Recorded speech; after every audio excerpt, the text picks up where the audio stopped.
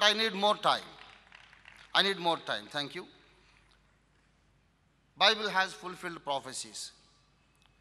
I can even tell that the recent unfortunate multinational invasion on Iraq, with which we don't agree.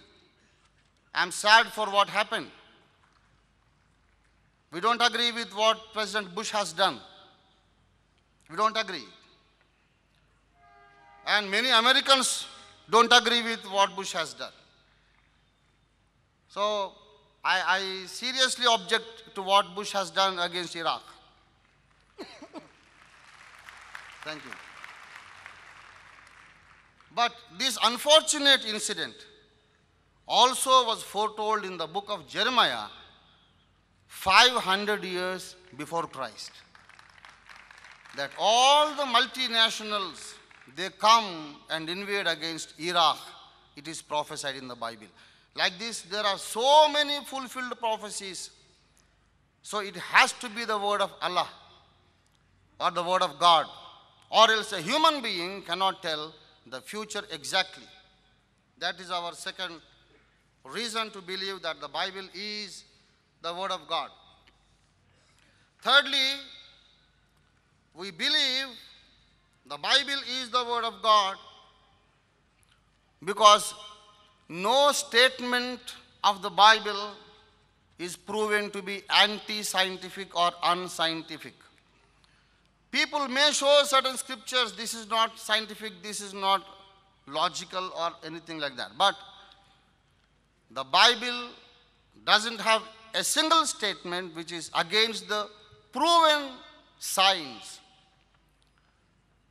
The fact that Galileo Galilei, the inventor of telescope, when he said that the universe is not geocentric, the center of the universe is not the earth, but the sun is the center of the universe, and all the planets revolve around the sun. When Galileo said it, actually he was agreeing with Copernicus, who said it before Galileo said.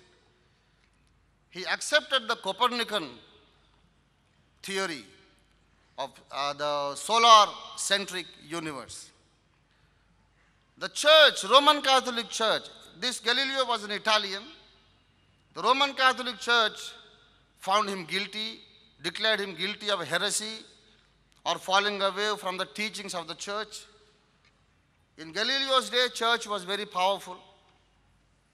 So they have punished him, they put him under arrest, and later he was put under house arrest, and in his old age he died of slow fever.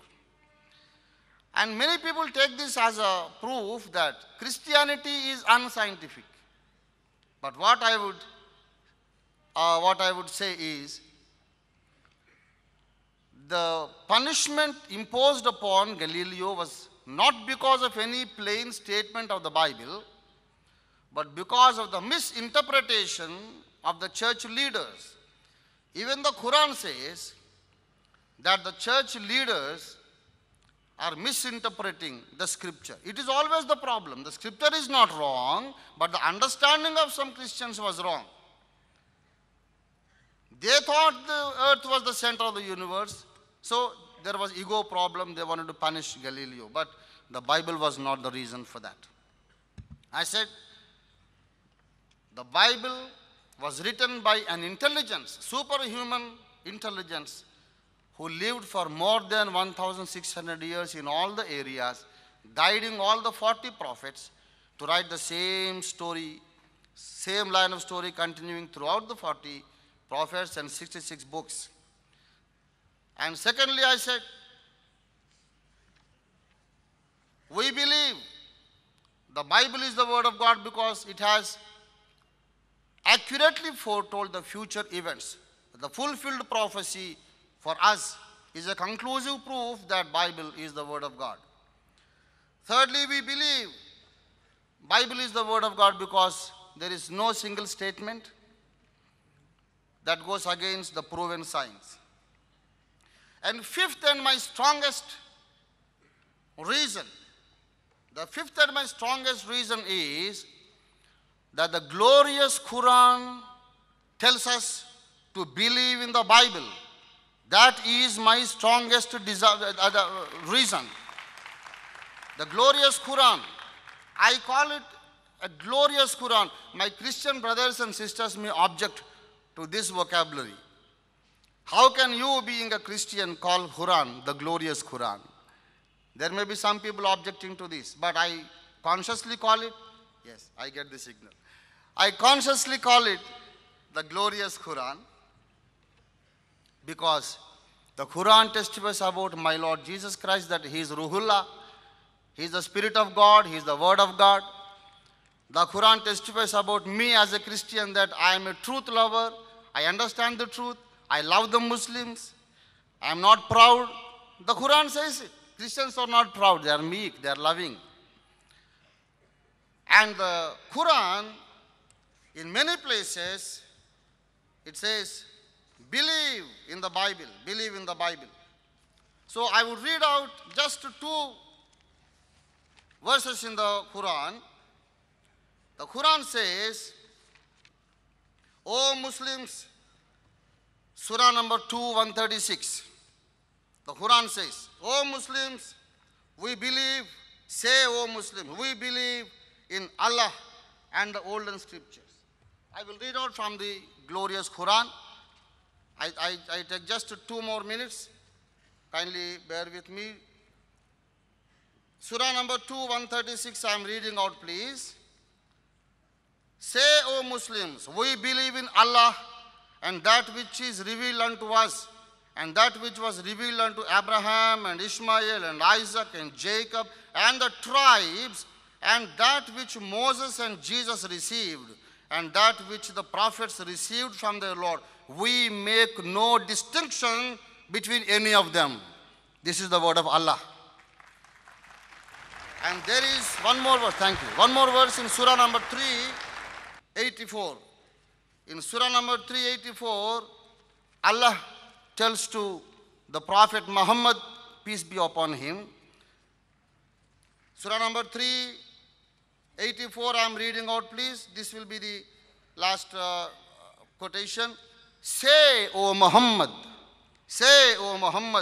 we believe in Allah and that which is revealed unto us, and that which was revealed unto Abraham and Ishmael and Isaac and Jacob and the tribes, and that which was vouchsafed unto Moses and Jesus and the prophets from their Lord. We make no distinction between any of them, because the Quran, the glorious Quran itself tells the Muslims and even the great Prophet Muhammad to believe in the scriptures given before Muhammad came. That is the Old Testament and the New Testament. Injil mein yakin karna, Taurat mein yakin karna. So I respect the Holy Quran.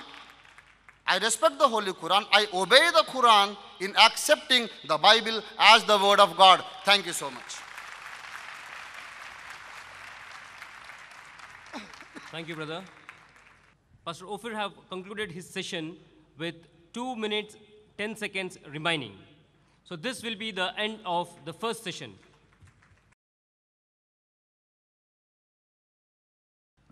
Now, inshallah, we shall be having the second session where Pastor Ophir will speak first for 15 minutes, then Brother Imran will speak for 15 more minutes.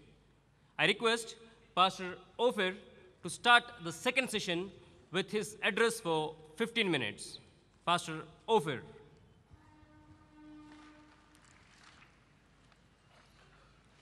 Dear brothers and sisters, now I would come